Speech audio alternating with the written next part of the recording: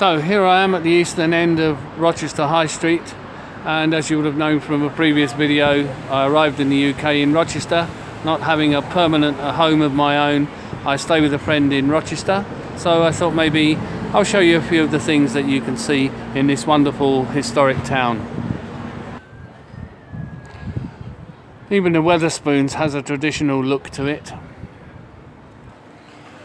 As you would imagine, there are many lovely traditional old buildings here, and of course many restaurants and coffee bars and other places of entertainment can be found here in Rochester in lovely traditional buildings. But sadly you get that sort of establishment too.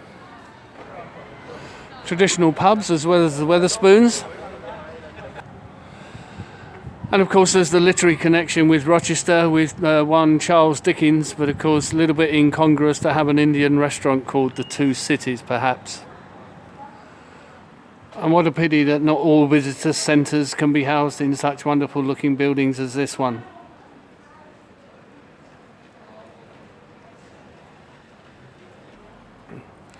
And halfway along the high street, our first view of Rochester Cathedral.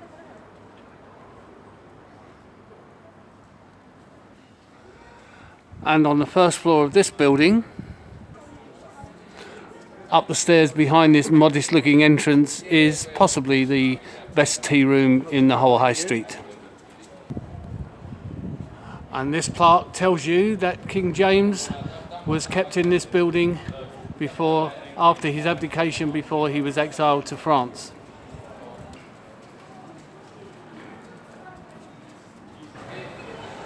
And another example of a restaurant housed in a lovely traditional building. And adjacent to that building we have our first view of Rochester Castle. And here we have a closer view of the castle, which is opposite the western entrance to the cathedral.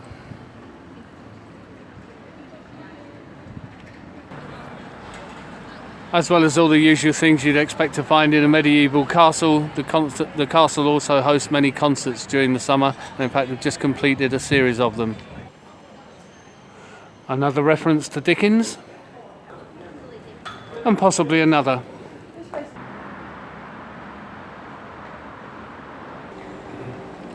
And of course no historic town is complete without a museum.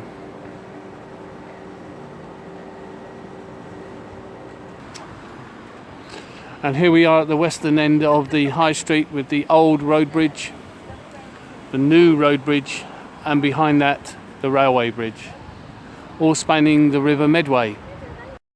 And here is the River Medway, complete with marina. And here with the marina we are in the Rochester Castle Gardens, with another view of the fine castle with the tidying up from the recent concerts that they've had here. Rochester's a sort of an adopted town as I stay here with my friend. I hope you've enjoyed the little tour. And with one final view of the castle. And one final view of the cathedral. So here we are at Gravesend Cricket Club. As you can see, the cricket club's been around for a long time.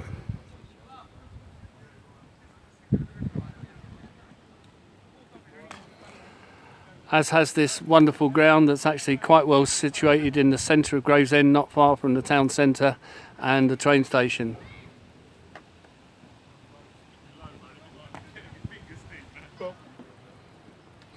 And before anyone asks, no, I was not a founder member of the club. Here are a few of my teammates. There's Simon, who's the next person in to bat, followed by me, but the way our batsmen are going at the moment, I don't think I'm going to get the chance. And whilst the match is in progress at our lovely bat and ball ground, behind me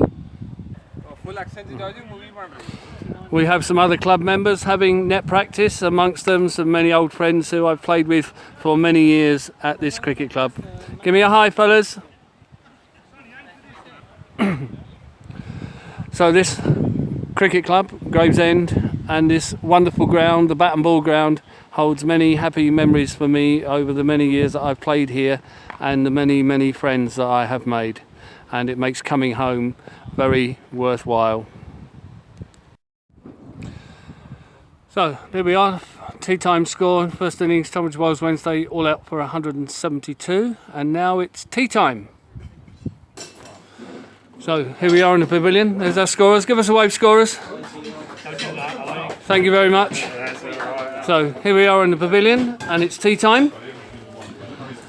And here are the players sitting down to tea, and it's a slightly unusual tea today. It's normally an assortment of sandwiches and cakes, but today we have something slightly different. And here is the slightly different. Alison, our tea lady. Say hello, Alison. And here we are where we're serving up. What have we got there, Alison? Meatballs, and we've got some pasta, which, as I say, slightly different from our usual tea and sandwiches and cakes. But here we are, there's our opposition sitting down to enjoy the tea. So after that, it's out for the second innings. So 172 is the score to beat. And here are the players out on the pitch after tea for the first ball of the Gravesend innings. There you go.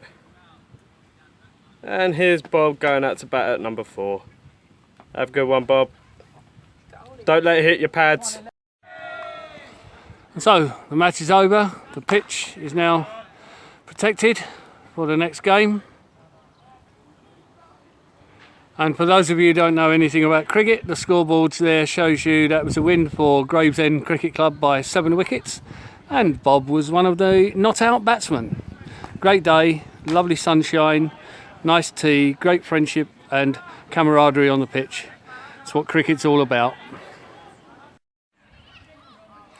So here we are back at Gravesend Cricket Club. A lovely, beautiful, sunny day, and it's a perfect day to be here because it shows that my cricket club does actually have a part to play in the community. We actually have 2 groups on the ground today. We have the local primary school from across the road bringing their year 6 children over to the ground because it's their transition day, so the year 5s can take up the year 6 places in the school. And so the year 6s are over here, one group having a couple of games of quick cricket. And whilst the other group is playing a couple of games of quick cricket, here we have the other half of the year 6 kids from the local primary school indulging in a game of rounders. It's really good to see the primary school from across the road using wonderful facilities here, and they'll be back tomorrow, and on Thursday it's the last week of term here and they'll be having their sports days. So well done Gravesend Cricket Club for really being a part of the community.